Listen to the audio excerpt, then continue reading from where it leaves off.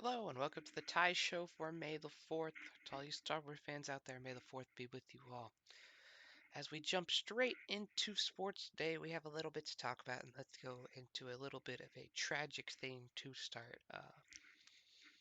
Don Shula, probably the most famous coach in NFL history, passed away today at the age of 90. Two-time Super Bowl champ, one-time NFL champion before the Super Bowl was made with the Baltimore Colts, won the Super Bowl twice with Miami, including having the only undefeated season in NFL history for Super Bowl 7 and 8. Uh, he was a ninth round pick in 1951 as a corner, 2 years in Cleveland, 4 years with the Colts in Baltimore, and 1 year in Washington. Then he became a coach. Was the defensive back coach at Virginia for a year, a defensive back coach at Kentucky for a year, a defensive back coach at Detroit for a year, became the defensive coordinator in Detroit for 2 years, was the head coach for the Baltimore Colts for 7 years, and then 25 years in Miami as the head coach. Four-time coach of the year, most wins ever as a head coach, 347. And it's sad he was up there in age at 90, and but definitely someone that changed the sport of football to what we know it is now, and one of the most legendary coaches to ever do it. So rest in peace to Don Shula, and our thoughts and prayers go out to his family. But we jump into some college football news. Caleb Williams today, the number one quarterback for 2021, has narrowed his teams down to three, which include OU, LSU, and Maryland. He's out of Washington, D.C., Gonzaga College. Uh, if you follow OU at all, you got Parnell Motley was also from Washington, D.C., and then Joseph Waite, the linebacker who redshirted last year. He went to the same high school as Caleb Williams, and so they were teammates a little bit. But it's very interesting to see where he ends up.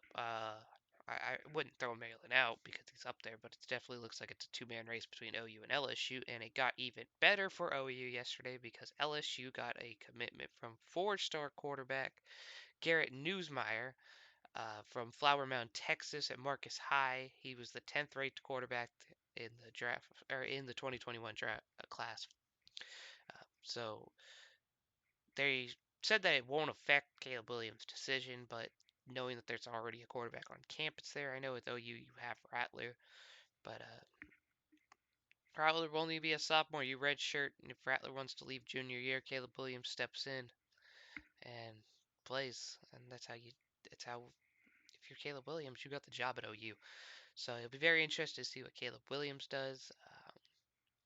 Then we'll go a little bit more into Kenneth Murray. As we know, the Chargers got him with the 23rd pick. They definitely needed a linebacker, and the Charger fans are really happy about that. They didn't have that speed linebacker that Kenneth Murray is, and Derwin James sums it up perfectly when he says he's a dog. I mean, Kenneth Murray's nickname is K9 for a reason. He gets the ball fast. He punts down the ball. He's got the speed down the ball. And Murray, everything you hear will start week one, but they kind of countered him to counter the Chiefs' offense, and they don't really have that speed to counter all the speed that's on the Chiefs, and Kenneth Murray could supply that. But one of the Chargers reporters said that you could see how much the Chargers wanted him because the Chargers don't ever trade up, and they traded up to get Kenneth Murray. And I know Anthony Lynn said that he has that old school linebacker feel and the speed that they wanted. Should help counter the Chiefs. He said Derwin James getting hurt last year kind of hurt them big time, and now they have three players that could step up and maybe control the defense with Derwin James, Joey Bosa, and Kenneth Murray. It'd be very interesting to see what happens. See, I love the pick as a Charger fan. I absolutely love the pick, Kenneth Murray. He was a absolute monster here at OU, one of the best linebackers I've ever seen play here, and it's very interesting to see how he works in LA. And one more thing to cover. We got an announcement today that Ricky Fowler and Matthew Wolf, two former OSU teammates, have decided to do a charity game against Rory McIlroy and Dustin Johnson for COVID-19 release. The game will be played on May 17th. It'll be aired on NBC from 2 to 6. They're going to play at Seminole Golf Course in Juno Beach, Florida. This will be the first golf tournament that we've had since this whole incident happened, and they will return on June 11th at the Charles Schwab Classic at Colonial Golf Club at Fort Worth, Texas. But this will kind of be a warm up. I know you might be like, well, that's a big underdog there between Ricky and Matthew Wolff to be facing two former number one overalls or number one golfers in Rory McIlroy and Dustin Johnson.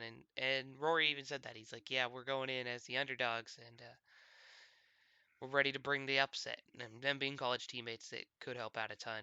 But we'll see what happens. I'll definitely be watching that along with NASCAR. I think returning that weekend too. So that would be our big weekend for sports return.